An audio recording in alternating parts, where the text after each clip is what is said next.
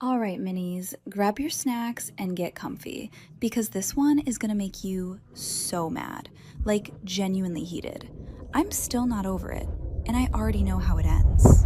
A guy at my daughter's school told me I should be grateful he's even interested in me because no real man wants a single mother. I've been a single mom for 4 years. My daughter Willa is 6. Her dad left before she was born, and I haven't heard from him since. I don't say that for sympathy. I say it because I need you to understand that I have done everything alone, and I am not desperate. I am not lonely. I am not waiting for someone to save me. I own a 2-bedroom townhouse that I bought by myself when Willa was 2. I work as a veterinary technician at an animal hospital 15 minutes from her school. I make good money. I have a retirement account. I drive a car I bought new off the lot 3 years ago, and I've never missed a payment. I pick Willa up from school every day at 3:15. I cook dinner every night. I help with homework. I read to her before bed. On weekends, we go to the park or the library, or we bake something messy in the kitchen. My life is full. My life is good. I am not missing anything. Then I met Roderick. Roderick has a son named Benji, who's in Willa's class. I'd seen him at drop-off a few times. He drives a loud truck and always parks in the fire lane, even though there are open spots 10 feet away. The first time he talked to me was at a school bake sale in October. He walked up while I was setting out the brownies I'd made and told me I looked too young to have a kid in first grade. I said thank you and went back to arranging the table. He stood there. He asked if Willa's dad was in the picture. I said no. He nodded like I'd just confirmed something he already knew. He said that must be tough doing it all alone. I told him I was fine. He said yeah, but it would be nice to have some help though, right? I didn't answer that. I smiled and walked away because I was at my daughter's school and I wasn't about to have that conversation next to a folding table full of Rice Krispie treats. The next week at pickup, Roderick found me again. He asked for my number. I told him I wasn't looking to date anyone right now. He said who said anything about dating and winked at me. I said no thank you and got in my car. That should have been the end. It was not the end. Roderick started showing up earlier to pick up so he'd be there when I arrived. He'd lean against his truck and wave me over. He'd make comments about how good I looked. He'd ask where I was going after this. He'd say things like, you deserve a night off and I know a great place. Every single time I said no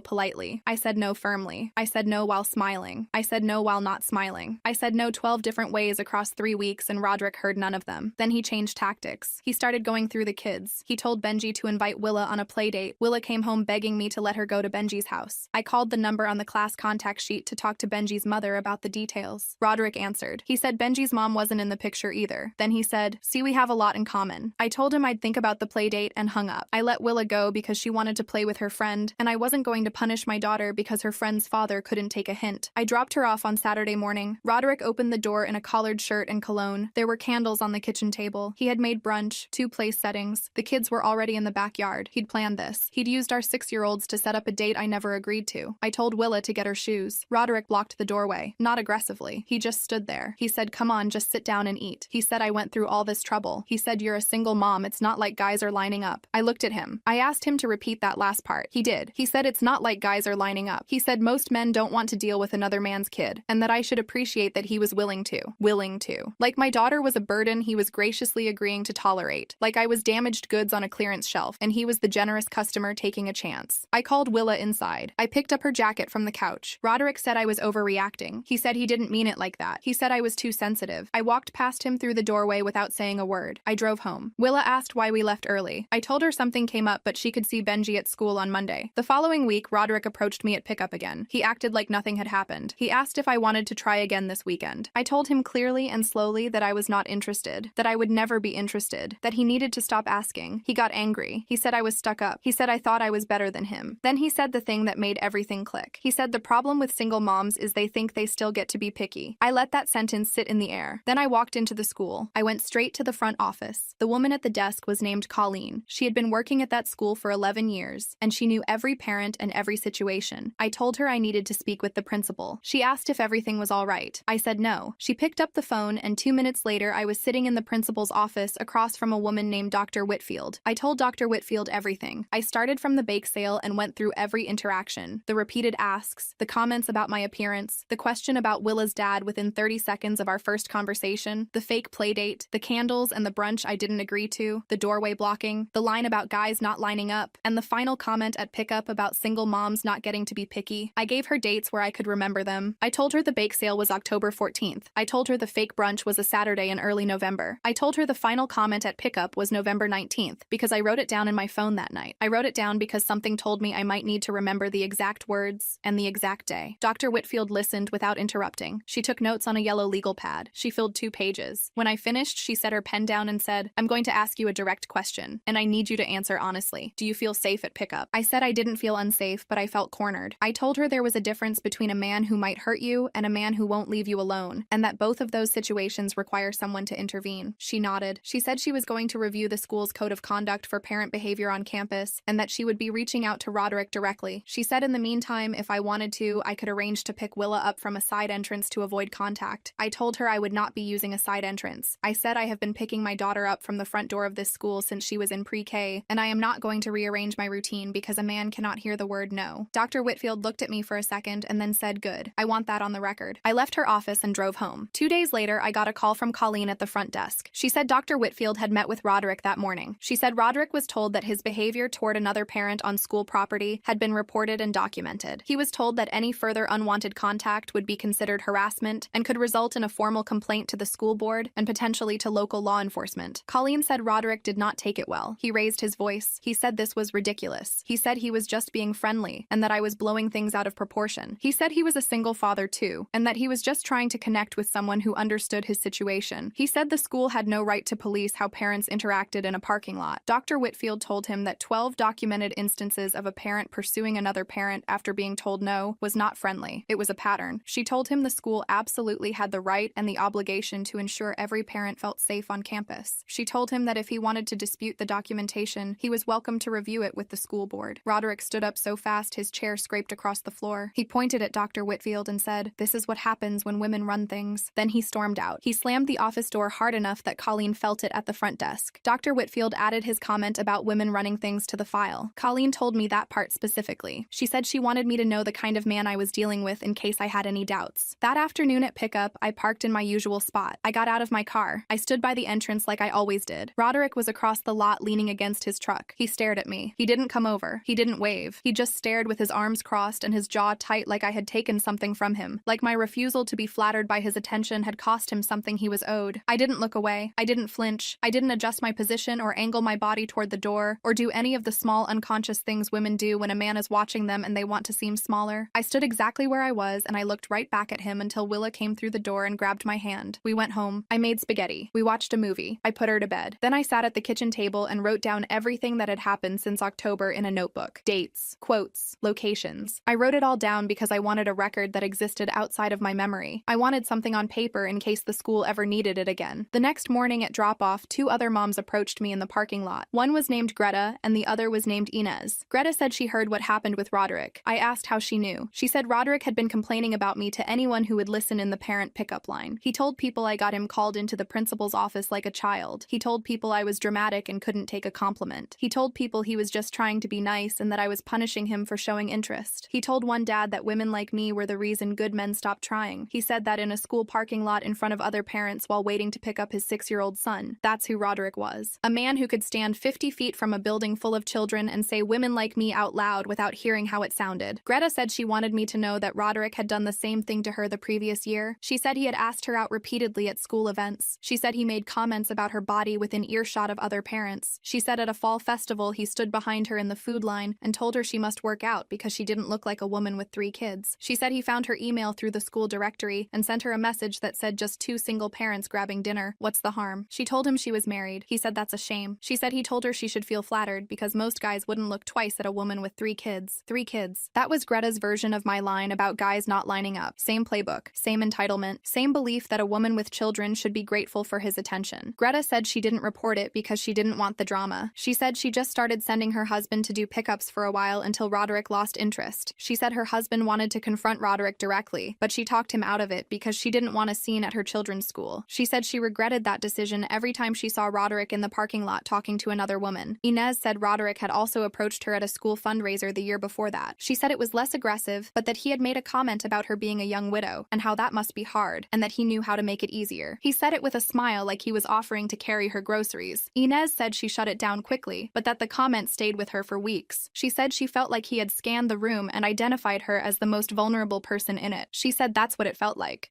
being selected. 3 women, 3 years, same man, same approach. He identified mothers who he believed were vulnerable, single, widowed, overwhelmed. He targeted women he thought were too exhausted or too grateful to say no. And when they did say no, he reframed it as their problem. They were stuck up, they were dramatic, they were too picky. The refusal was never valid because in Roderick's mind, a woman raising children alone didn't have the standing to refuse. I asked Greta and Inez if they would be willing to report their experiences to Dr. Whitfield. Greta said yes immediately. Inez hesitated. She said she didn't want to relive it. I told her I understood and that there was no pressure. Then Inez said, actually, yes. She said if Roderick was still doing this after 3 years, then her staying quiet hadn't protected anyone. It had just delayed the next woman's turn. She said she'd rather be uncomfortable for one afternoon than let him do this to someone else. The 3 of us went to Dr. Whitfield's office together during morning drop-off. We each told our story separately. Dr. Whitfield documented everything. She said with 3 independent reports spanning 3 school years, the school had sufficient grounds to escalate the matter. She said she would be consulting with the school board and that Roderick would be receiving a formal written warning. She also said that depending on the board's assessment, he could face restricted access to school property, meaning he would be required to stay in his vehicle during pickup and drop-off and would not be permitted to approach other parents on campus. She thanked us for coming forward. She said most people don't. She said in 11 years as a principal, she had dealt with parent conflicts dozens of times, but that formal harassment complaints from multiple women about the same individual were rare because most women did exactly what Greta did. They adjusted their own behavior to avoid the man instead of asking the institution to address his. She said that shouldn't be how it works and that she was glad we were changing that. Greta cried a little in the hallway after we left. She said she felt stupid for not saying something sooner. Inez put her arm around her and said, "You're saying something now. That's what matters." I didn't cry. I was too focused on what came next. 2 weeks later, the letter was sent. Roderick received a formal notice from the school board outlining the complaints and the behavioral restrictions. He was told that any further incidents would result in a full campus ban and referral to the authorities. I know this because Colleen told me. She wasn't supposed to, but she did, and I appreciated it. Roderick pulled Benji from the school within the month. He didn't tell anyone he was leaving. He just stopped showing up. The truck disappeared from the fire lane. His name was removed from the class contact sheet. Colleen confirmed that Benji had been withdrawn and transferred to a different elementary school across the district. She said Roderick listed the reason as personal preference. Personal preference. Not I harassed 3 women at this school and got formally reprimanded by the board. Personal preference. Willa came home one day and said Benji wasn't in her class anymore. She was sad. I let her be sad because that was real and she was allowed to feel it. I told her that sometimes friends go to different schools and that it doesn't mean they can't be friends. She asked if she did something wrong. That question broke my heart. I got down on her level and told her she did absolutely nothing wrong and that sometimes grown-up things happen that don't have anything to do with kids. She accepted that the way 6-year-olds accept things, quickly and completely. She asked what was for dinner. The weeks after Roderick left were quiet in the way I had wanted them to be all along. I pulled into the parking lot at 3:10. I stood by the entrance. I talked to Greta about her weekend and Inez about her garden and another mom named Paulette about the school's spring recital. I collected Willa and her backpack and her latest crayon drawing and we drove home. Nobody followed me to my car. Nobody leaned against a truck waiting for me to walk past. Nobody told me I should be grateful. The parking lot was just a parking lot again. It was the place where I picked up my daughter, not a place where I had to calculate my route to avoid a man who couldn't hear no. Inez told me one afternoon that she had started doing pickups herself again instead of sending her mother. She said she hadn't realized how much of her routine she had adjusted around Roderick until he was gone. She said it was like removing a piece of furniture that had been blocking a hallway for years. Suddenly the space was open and you couldn't believe you had been squeezing past it for that long. 3 months after Roderick transferred Benji, I ran into him at a grocery store. I was in the cereal aisle with Willa. He came around the corner with Benji. Willa's face lit up. She said Benji and ran over and hugged him. The 2 kids immediately started talking like they hadn't missed a day. Roderick and I stood 6 feet apart in the cereal aisle saying nothing. He looked different, thinner, tired. He watched the kids for a moment and then looked at me. He said, "I owe you an apology." I didn't respond. He said I was out of line at the school and I know that now. I asked him what specifically he was apologizing for. He said for being pushy. I said that's not what you did. He looked confused. I said you didn't just pursue me, Roderick. You used our children to manufacture access to me. You set up a fake playdate with candles and brunch to trap me in your house. You blocked a doorway when I tried to leave.